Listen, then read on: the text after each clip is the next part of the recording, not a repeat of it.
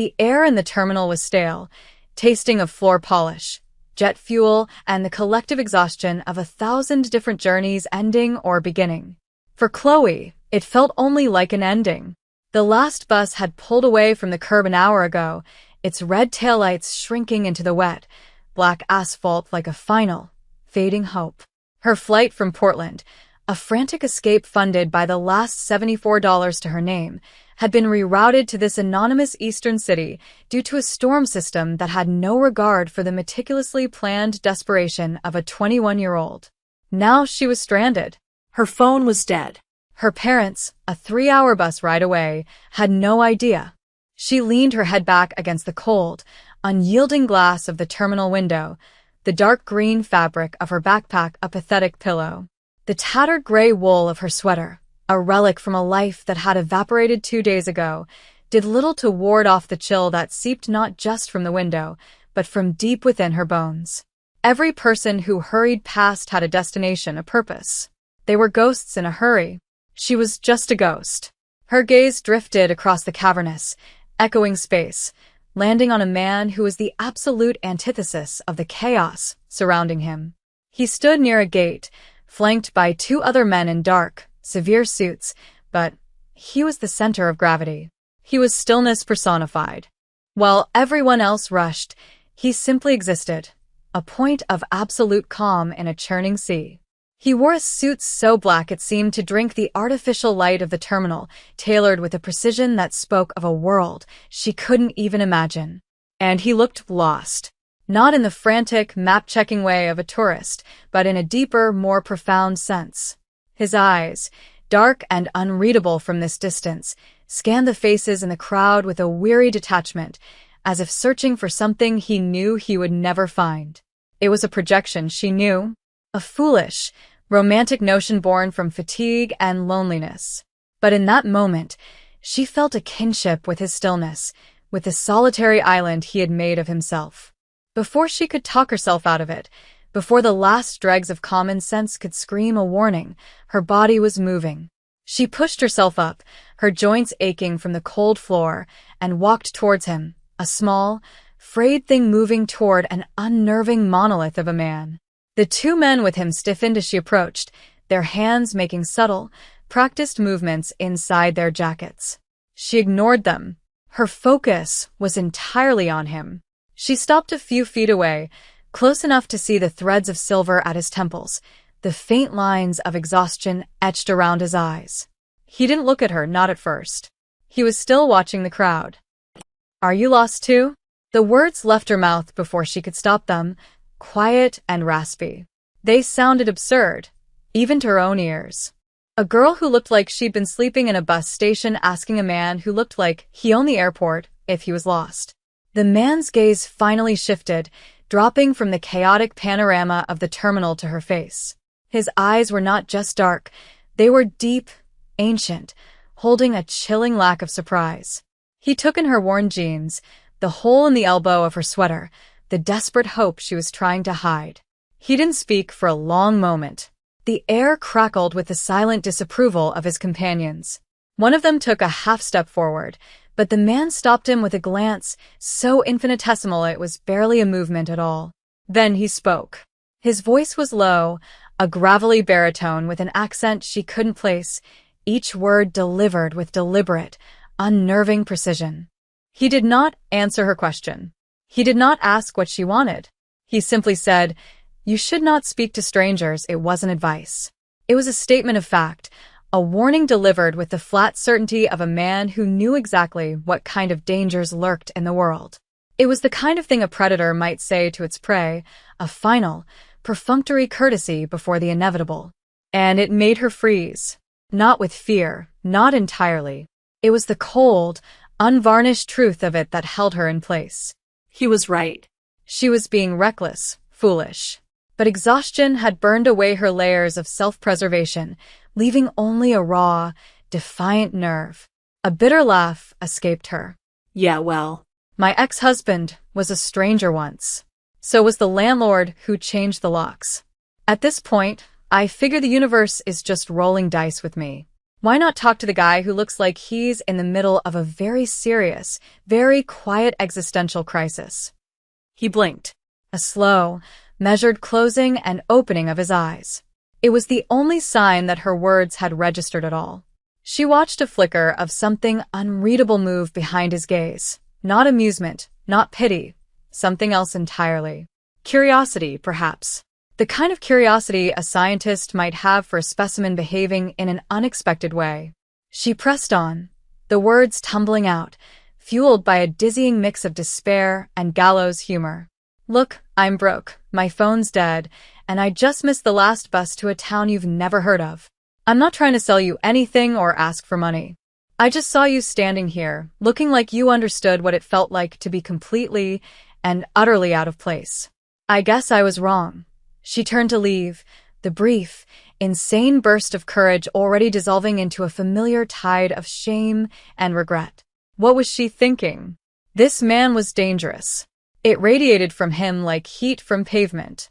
He was the kind of stranger her mother had warned her about her entire life. From Min-jun's perspective, the girl was an anomaly. A disruption in a world he curated with brutal efficiency. He was not lost. He was waiting for confirmation that his private airspace was clear, a minor delay that was irritating his men far more than it was irritating him. He had spent the last 20 minutes cataloging the mundane desperation of the terminal, the frantic energy of people running from things or toward things. It was all noise. He was a man who trafficked in silence, in the unspoken threat, in the calm calculation before a storm of violence. Then she had appeared. A variable he had not accounted for. He had noticed her earlier, a smudge of gray against the garish terminal colors, huddled by a window. He had dismissed her as part of the scenery, another piece of the city's anonymous suffering. But then she had walked toward him, moving with a strange, tired grace, right through the invisible perimeter of fear his presence naturally created. His men, Hyun and Daeho, were coiled springs, ready to intercept, but he had waved them off with a look. He wanted to see what the anomaly would do. Are you lost too? The question was so naive, so absurdly out of place, that it momentarily broke through his armor of detachment. He saw her, truly saw her then. The exhaustion that clung to her like a second skin, the defiant light in her brown eyes, the tremble in her hands she was trying to still. She was not begging. She was connecting, reaching out from her island of despair to his. His warning, "You should not speak to strangers," was genuine. He was the most dangerous stranger in this entire building, a Korean Mafia boss whose name was spoken in whispers in boardrooms and back alleys from Seoul to New York. He was a man who could make a life like hers disappear with a single phone call. And yet, she laughed. A raw, broken sound that held no joy, only a profound, weary irony. Her words about her ex-husband and the landlord were a confession, a rapid-fire summary of a life gone wrong, delivered with the kind of black humor one earns through suffering. He, a man accustomed to lies, to posturing, to carefully constructed personas, was struck by her brutal honesty. She saw him not as a figure of power, not as a threat, but as a fellow soul adrift, looking like you understood what it felt like to be completely and utterly out of place. She was wrong, and yet she was devastatingly right.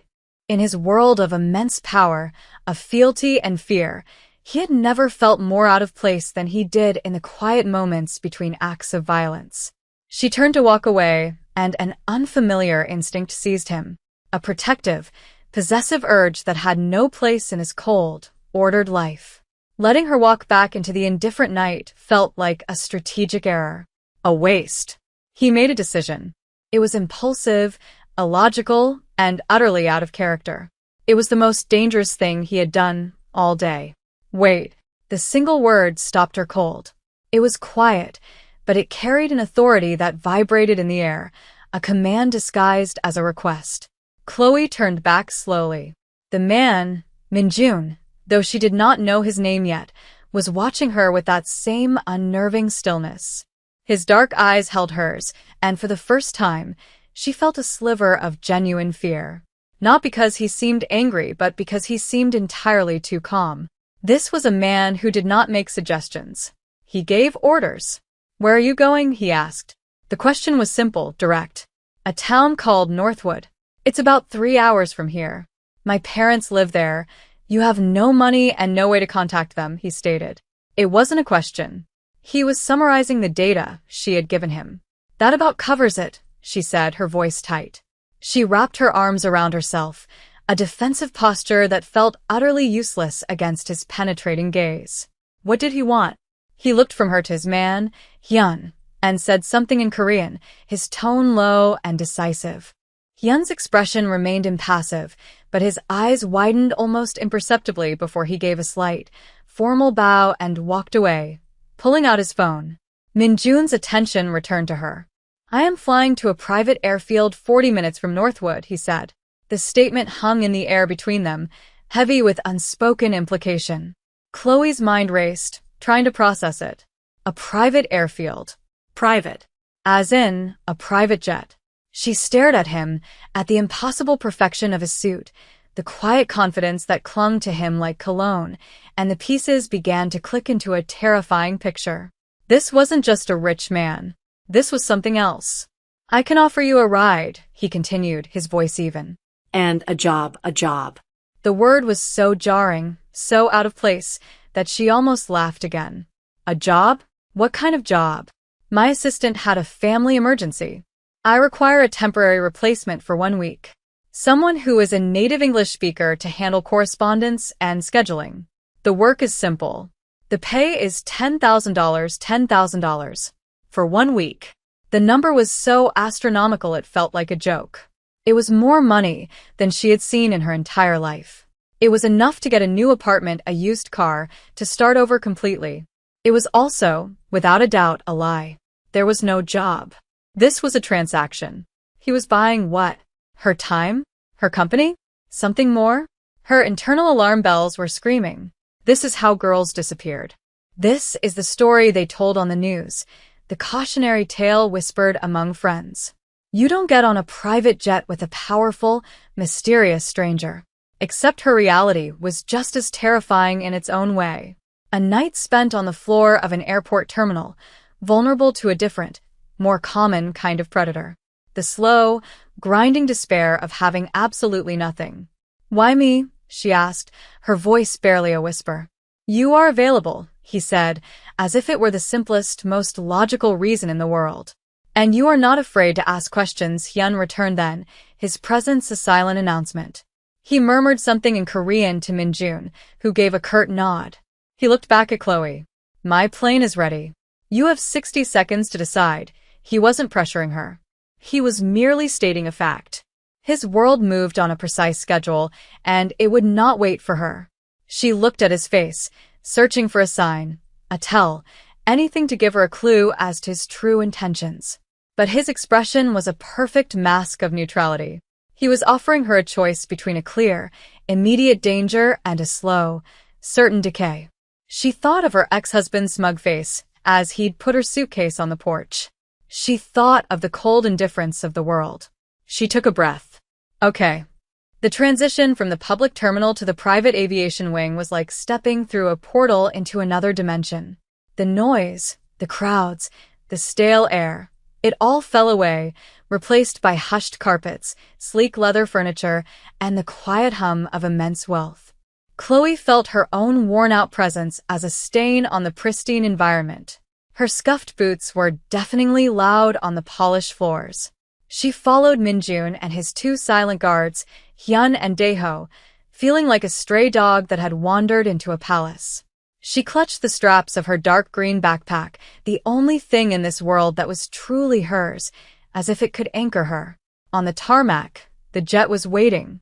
It was not large, but it was impossibly sleek and white, gleaming under the harsh airport lights like a pearl. As she stepped onto the stairs, a wave of dizziness washed over her. This was real. She was doing this. Inside, the cabin was a study in understated luxury. Cream leather seats, dark polished wood, muted gold accents. It smelled of leather and something else, a clean, subtle scent that she instinctively knew was his.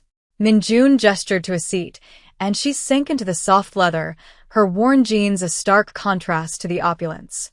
He sat opposite her, the space between them feeling both vast and claustrophobically intimate. The two guards settled into seats near the front of the cabin, their vigilance never wavering. The jet took off with a smooth, powerful surge that pressed her back into her seat. Through the small window, the lights of the city sprawled out and then shrank, becoming a glittering carpet of diamonds scattered on black velvet. They were above it all now.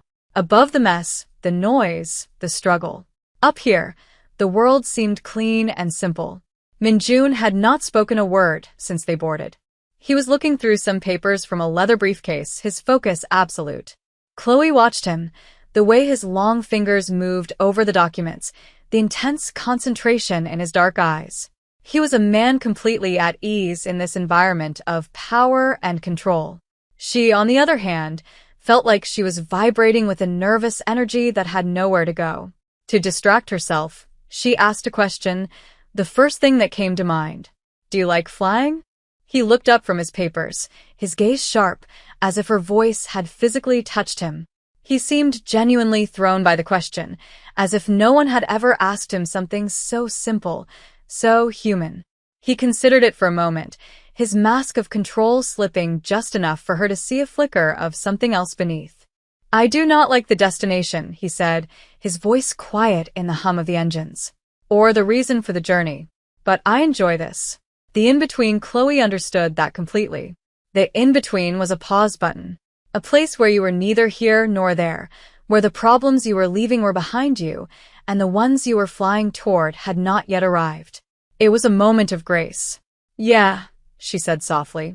"Me too." He put his papers down. For the rest of the short flight, he just watched her. He didn't speak, and neither did she. But in the shared silence, something shifted.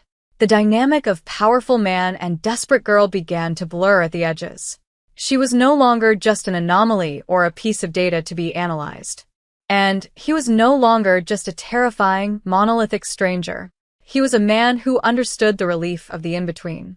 She was beginning to realize she was in far more danger than she had ever imagined, and it had nothing to do with being kidnapped. The real danger was the growing, terrifying curiosity she felt about the Mafia boss sitting across from her. The mansion wasn't a home. It was a statement. Perched on a hill overlooking a distant city, it was a fortress of glass, steel, and dark gray stone. It was brutally modern, all clean lines and sharp angles, designed to be admired, not lived in. As the black car pulled up the long, gated driveway, Chloe felt a new wave of intimidation. The airport had been one thing. This was his territory. Inside, the feeling of cold, sterile beauty intensified. The ceilings were impossibly high, the furniture was sparse and architectural, and the silence was absolute. A woman in a severe black dress, a housekeeper, appeared and bowed slightly to Minjun before her eyes flickered to Chloe, her expression carefully neutral but unable to completely hide her surprise. Minjun spoke to her in Korean, and the housekeeper nodded, then turned to Chloe. "This way, miss." She was led up a floating staircase to a guest suite that was larger than the entire apartment she had shared with her ex-husband. A wall of glass offered a panoramic view of the city lights. The bed was a vast expanse of white linens, and the adjoining bathroom was a temple of marble and chrome. It was beautiful, luxurious, and completely devoid of personality. It felt like a five-star hotel room, a transient space. She put her backpack down on a luggage stand, and the worn green canvas looked almost obscene against the pristine white walls. The housekeeper explained that meals would be brought to her room unless she was summoned. Her work would begin in the morning. Then she was left alone in the gilded cage. The silence was deafening. Chloe walked to the window and pressed her hand against the cool glass. The city below was a galaxy of distant, impersonal lights. She felt a profound sense of isolation, a loneliness that was sharper and more terrifying than what she'd felt at the airport. At least there, she had been among people. Here she was a specimen under glass. She took out her borrowed charger. One of Minjun's men had silently handed it to her on the plane, and plugged in her phone. It buzzed to life, and a string of frantic messages from her mother appeared. Chloe, where are you? Call me. Are you okay? She dialed, her heart pounding with the weight of the lies she was about to tell. Mom? Hey. I'm so sorry my phone died. Oh, thank God. We were so worried. Did you get the bus ticket I sent? Yeah, about that. Chloe began, her throat dry. The flight got rerouted. I'm in a hotel. A really nice one. The airline put us all up for the night. I'll get the first bus in the morning. The lie tasted like ash in her mouth. She was a terrible liar. But what was the alternative? Mom. I met a mysterious, possibly criminal, billionaire at the airport, and now I'm living in his fortress of solitude for a week for $10,000. Oh, well, as long as you're safe, her mother said, relief flooding her voice. Just be careful, sweetie. I will, Mom. I love you. She hung up and sank onto the edge of the enormous bed, the lie echoing in the silent room. She was not safe. She was in the house of a man who commanded fear with a glance, a man whose quietness was more menacing than any threat. She was beginning to hear the unspoken truths of this place in the deferential fear of the staff, in the cold, empty spaces. The whispers she'd imagined in her head were starting to take shape. This was not a businessman. He was a mafia boss. And she had willingly, foolishly, walked right into the heart of his kingdom. Minjun sat in his office, a room that was even more severe and minimalist than the rest of the house. The only warmth came from the glow of a dozen security monitors that displayed silent, high-definition feeds from every corner of his property. He was not watching the perimeter or the gate. His eyes were fixed on the single screen that showed the interior of the guest suite. He watched as Chloe paced the room.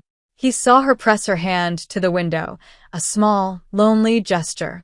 He watched her make the phone call, saw the tension in her shoulders, the way she chewed on her lower lip.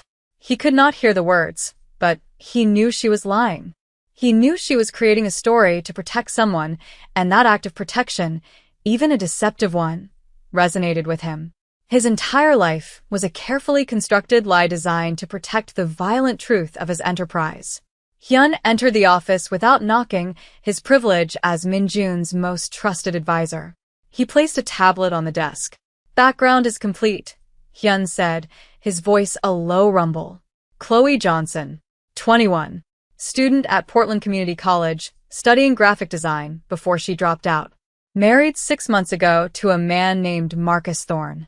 He filed for divorce 2 weeks ago, and the eviction was processed 3 days ago. Parents are in Northwood. No criminal record. No connections. She is exactly what she appears to be, a girl with bad luck. Minjun didn't look at the tablet. He continued to watch the screen. He saw Chloe curl up on the massive bed, looking small and lost. And in less than 12 hours, this woman with tired eyes and a reckless mouth had become the single greatest weakness he had ever known. He watched her on the screen as she finally drifted to sleep, one arm clutching her worn green backpack as if it were a life raft.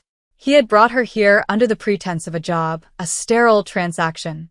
But that was a lie he told himself. The truth was far more dangerous. He had brought her here because, for the first time in decades, he had felt a flicker of something other than duty or rage or weariness. He had felt curiosity. He wanted to see what she would do. He wanted to know if the defiance in her eyes was a fluke of exhaustion or a fundamental part of her character. He was the head of the Korean Mafia, a veritable king in the underworld, and he was mesmerized by a broke art student who had nothing to her name but a backpack and a backbone of steel. Hyun was right. She was a complication. But Minjun was beginning to suspect she was a complication he was unwilling to part with. The next few days passed in a strange, surreal rhythm. Chloe's job was, as she had suspected, a complete fiction. She spent a few hours each morning in Minjun's dark office, sorting through English-language art auction catalogs and organizing newspaper clippings about corporate mergers. It was busy work, a transparent excuse to justify her presence. Minjun was rarely there. He would appear for an hour, sit at his desk, and work in a silence so profound that she could hear her own heartbeat. He never spoke about his real business, the business that sent men with hard eyes and holsters under their jackets coming and going at all hours. He was the powerful Korean mafia boss, a phantom moving through the corridors of his own life. But in those quiet hours, a fragile routine formed. She would make coffee, and after the first day of his polite refusal, he started accepting a cup, his fingers brushing hers for a fleeting, electric moment as he took the mug. She learned he took it black. She learned he had a small, almost invisible scar above his left eyebrow. She learned that when he was truly focused, he would rub his thumb over his lower lip. They were small, human details that chipped away at the terrifying monolith she had met at the airport. One evening, she found him in the library, a room she hadn't known existed. He was standing before a shelf, not reading, just looking at the spines of the books. "I didn't know you read," she said, her voice soft in the cavernous space. He turned, his expression unreadable. "These belong to my father." He believed a man could understand the world through books. He was a professor. The information was so startling, so at odds with the man she was coming to know, that she couldn't speak for a moment. A professor's son. "And what do you believe?" she finally asked. He looked back at the books. "I believe my father was a romantic. The world is not understood. It is conquered. Or it conquers you." The bleakness of his worldview settled over her, a familiar chill. This was the man from the airport. The dangerous stranger. But then the crisis came. It happened on the 5th day. She was in the kitchen, trying to coax a smile out of the perpetually stoic housekeeper, when the sound of shattering glass echoed from the front of the house, followed by a barrage of muffled pops. Gunshots. The housekeeper screamed and dropped a bowl, which shattered on the tile floor. Before Chloe could even process what was happening, Hyun was there, his face a mask of cold fury. He grabbed her arm, his grip like iron. "Stay with me. Do not make a sound." He started pulling her toward a back corridor, but the house, once a silent fortress, was now filled with the sounds of violence, shouting in Korean, the splintering of wood, more gunshots, closer this time. They rounded a corner and came face to face with two men dressed in black, holding guns. They were not Minjun's men. Hyun shoved Chloe behind him, drawing his own weapon in a single fluid motion. Time seemed to slow down, to stretch and distort. And then Minjun was there. He appeared from a hallway, his suit jacket gone, his white shirt stained with blood at the shoulder. He held a gun with a practiced ease that made Chloe's stomach clench. His eyes were not the calm, calculating eyes she knew. They were blazing with a feral, terrifying rage she had never seen. But when his gaze landed on her, cowering behind Hyun, the rage morphed into something else. Pure undiluted panic. In that moment, he ignored the armed intruders. He ignored his own safety. He moved, crossing the space between them in 3 long strides, and threw his body in front of hers, shielding her completely. He was a wall of muscle and fury, and his only concern in a world exploding with violence was the terrified woman behind him. The professional pretense, the sterile arrangement, it all burned away in that instant, leaving only a raw, terrifying truth. The violence ended as quickly as it began. It was a symphony of brutal efficiency, orchestrated by Minjun and his men. The aftermath was a jarring silence, punctuated only by the distant wail of sirens that would never arrive. The two intruders lay still on the polished floor. Hyun was speaking urgently into a radio, his voice low and guttural. Chloe stood frozen, her back pressed against the wall, the smell of cordite sharp in her nostrils. Minjun's white shirt was now splattered with blood that wasn't all his. He turned to her, his chest rising and falling heavily. The feral rage was gone, replaced by a raw, naked fear that was directed entirely at her. He reached out, his hand hovering for a moment before he gently touched her cheek, his thumb tracing her jawline as if to confirm she was real, that she was unharmed. "Are you hurt?" he asked, his voice rough. She shook her head, unable to find her voice. Her gaze dropped to the crimson stains spreading on his shoulder. "You are," she whispered. For the first time since she'd met him, his control was utterly shattered. The powerful, untouchable mafia boss was gone. In his place was a man who was bleeding, a man whose eyes were filled with a terror that had nothing to do with his own safety. He had shielded her. He had been willing to take a bullet for her. The thought was so overwhelming it made her knees weak. Later, after the bodies had been removed and the broken glass swept away with a quiet, chilling proficiency, he found her in the library. She was sitting in a leather armchair, wrapped in a blanket, staring at nothing. He carried a small medical kit. He knelt in front of her, his movements stiff from his wounded shoulder, which was now bandaged. He took her hand. She flinched when she saw a small scratch on her forearm, a thin red line from a shard of flying glass she hadn't even felt. With painstaking gentleness, he cleaned the tiny wound, his touch surprisingly soft. The silence in the room was thick with everything that had happened, with everything that had been revealed.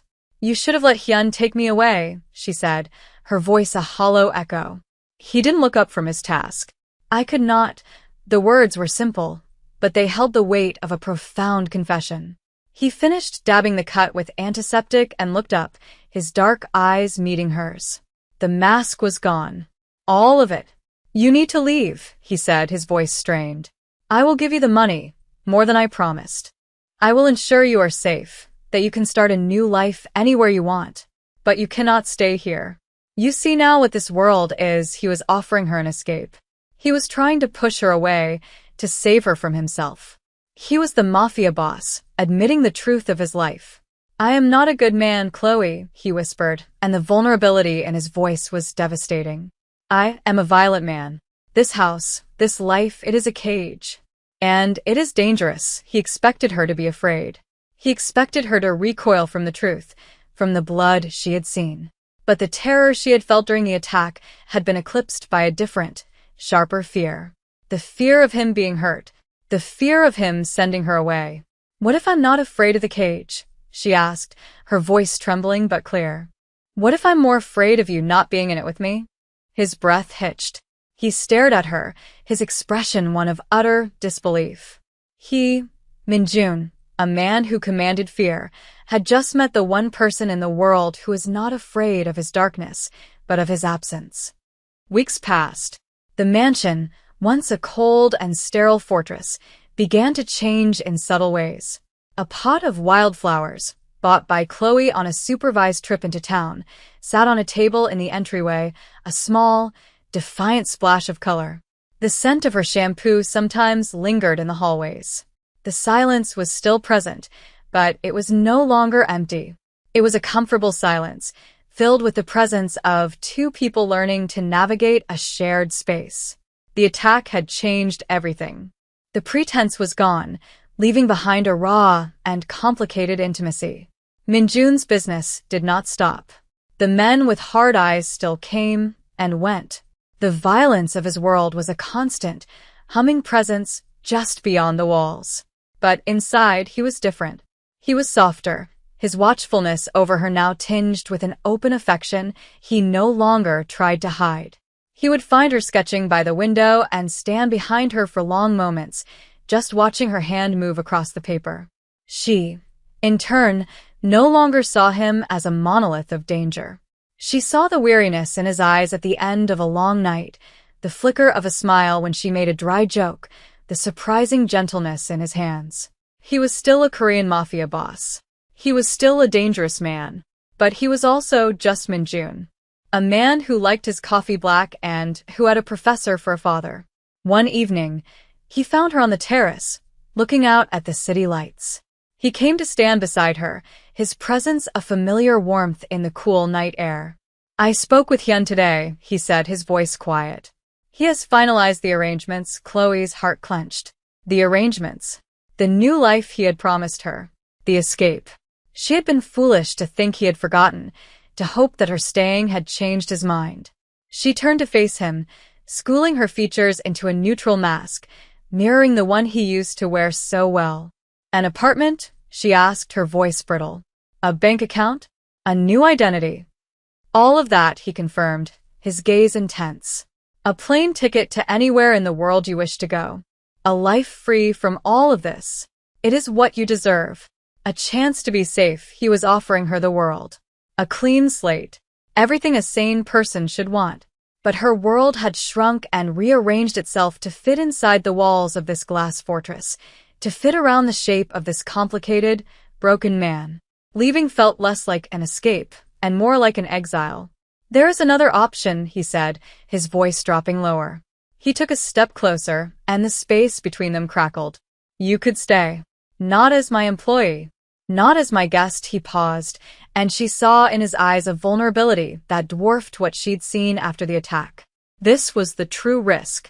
"Stay as my wife." The word hung in the air. Wife. It was not a romantic proposal whispered on bended knee. It was a stark choice, a contract offered by a man who dealt in absolutes. He was not offering her a fairy tale. He was offering her a throne beside his, a throne that came with a crown of thorns. "Chloe," he said, his voice raw with an emotion he could no longer contain. "My world will never be safe. It will always be violent. I can protect you. I can shield you, but I cannot change what I am. All I can offer you is my loyalty, my protection. All of me, the Mafia boss, the man. Can you love them both?" She looked into his eyes, into the depths of the man who had seen the worst of the world, and the man who found peace in the quiet moments in between. She saw the monster and the man, and she realized, with a stunning, terrifying clarity, that she could not separate them. Nor did she want to. She reached out and placed her hand on his chest, feeling the steady beat of his heart beneath her palm. It was the surest, most real thing she had ever felt. "Yes," she whispered. "I can.